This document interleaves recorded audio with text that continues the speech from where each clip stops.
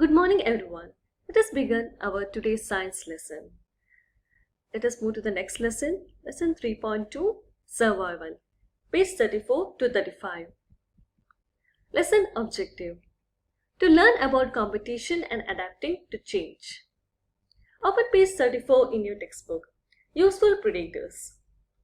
Okay, the tiny insects on this rose bush are aphids. Here we can see not the big one, the small insects over here.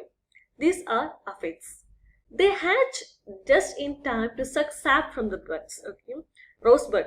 Hope you have seen the rosebud. From the rosebud, it will sack the sap. Sap means fluid. Okay, and it will damage the rose bush and it will not flower. Okay, they reproduce rapidly and can cause a lot of damage. These small aphids, it will be reproduced very fast. It reproduces very fast, and so there will be so many aphids, and it will damage the bud. Luckily, aphids have predators. Predators means those which feed on aphids. These seven-spotted ladybirds. Here we can see this is called the seven-spotted ladybird. It has 7 spots on it. That's why it is called seven-spotted ladybird. Can eat 100 aphids a day. It can eat almost 100 aphids a day. The gardeners can order these predators from a pest control company. Actually, the farmers or the gardeners, what they will do is they will buy this seven-spotted ladybird so as to feed on aphids, because the aphids damages the rosebud. Okay. They draw the seven-spotted ladybird's food chain. You have already learned about the food chain, right? So the aphids feed on the buds, and the seven-spotted ladybirds feed on aphids. So this is the food chain. Why should gardeners welcome ladybirds? Why they should welcome ladybirds? Because the ladybirds feed on aphids which damage their rose bushes. Okay? Because they feed on the aphids which are damaging the rose bushes. That's how they are saving the rose flower. Competition.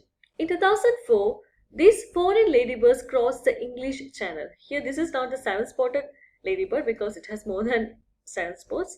It is called the foreign ladybird, and it crossed the English Channel. Since then, their offspring has spread all over the UK. Now after that, it spread all over the UK. They eat more than other ladybirds and reproduce faster. Compared to the seven-spotted ladybird, these ladybirds can eat more and they produce, that means they multiply very quickly. So they are very successful. When they run out of aphids, they eat butterfly larvae and other species of ladybird. When there are not enough aphids to feed, because they feed on aphids, and if there are no enough aphids, what they will eat? They will eat the butterfly larvae. That means the small one of butterfly and other species of ladybird. Explain why the seven-spotted ladybird might become less common. It because of the spread of foreign ladybirds which eat more than other ladybirds, as we already discussed. Because these foreign ladybirds, it can eat more than the other ladybirds. That means especially the seven-spotted ladybird. Survival of the fittest. The red squirrels used to live all over the UK. This is red squirrel and this is the grey squirrel, and they used to live more like before what was which was more, the red squirrels were more, but after that what became more common? The grey squirrels. Why? A few grey squirrels arrived here in 19th century, and they are immune to a virus that kills red squirrels and better at finding food, so more grey squirrels survive. Okay, it is the survival of the fittest. Who can survive better, he will live, and who are not able to survive, the number will decrease. So this grey squirrel, there was some virus that is affecting the red squirrels, and so but these grey squirrels were able to resist it, so they started to survive, and the number of red squirrels started decreasing. Also, they were better. The grey squirrels were better at finding food compared to the red squirrels. Many people want to protect the red squirrels, so greys are trapped and killed. So some people wanted to have more red squirrels. What they did? They trapped the greys and they killed them. Why are grey squirrels becoming more common? Because they are immune to a virus that kills red squirrels and are better at finding food. How do we decide which species to protect? The World Conservation Union lists endangered species and charities combine to save them. Attractive animals like pandas get most help. What are endangered species. That means the species which are at the verge of extinction. Hope you know about the word extinction. Extinction means the organisms or the living things which no longer exist on the earth. For example, dinosaurs. These are examples of some. It is an example of an extinct species. Okay, but there are some species which are which are at the verge of extinction. That means if we are not protecting them, they also may disappear from the earth. The living things depend on each other and the environment, so it is easier to protect an area rather than extinct the species. Very successful species like rats can be a nuisance. Say they get no protection. Pest control officers use poison to reduce their numbers. Which would you choose to save, a red frog or a koala? It's your opinion. They have asking you. You can choose either. It depends on you. Coping with change. It is hard to protect species from big changes in the environment like those caused by global warming. They affect some animals more than others. Every time you're hearing about global warming, right? Because the temperature of the earth is increasing because of so many factors, especially because of greenhouse gases like carbon dioxide, methane, etc. In Western Antarctica, the air temperature has risen by 6 degrees Celsius since 1950. Actually, according to the survey, every year the temperature is increasing on Earth. The sea ice forms later now and melts earlier, but more snow falls. There are two species of penguins nest in the area. They are Adelie penguins and chinstrap penguins. Okay, I will explain about the differences as a table in the next page. The chinstraps, I will tell you. All these points I have created into a table and I will explain. This is Adelie penguin and this is chinstrap.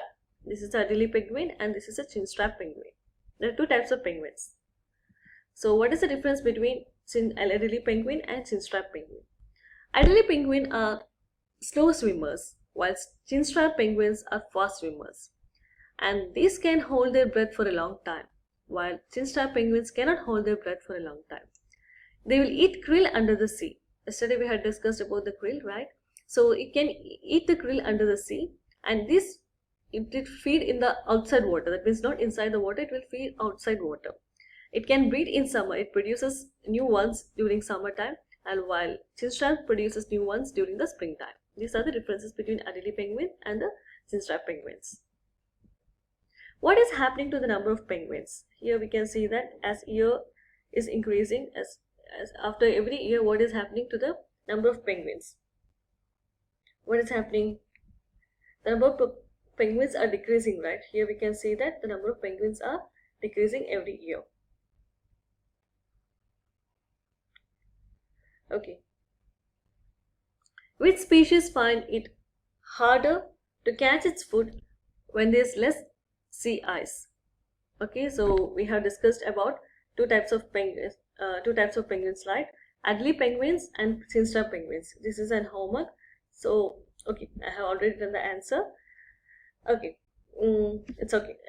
Then, which species find it harder to catch its food when there is less sea ice? I thought to give it as homework, but it is already there. So, it is Adelie penguins. Adelies breed later than they used to. Why?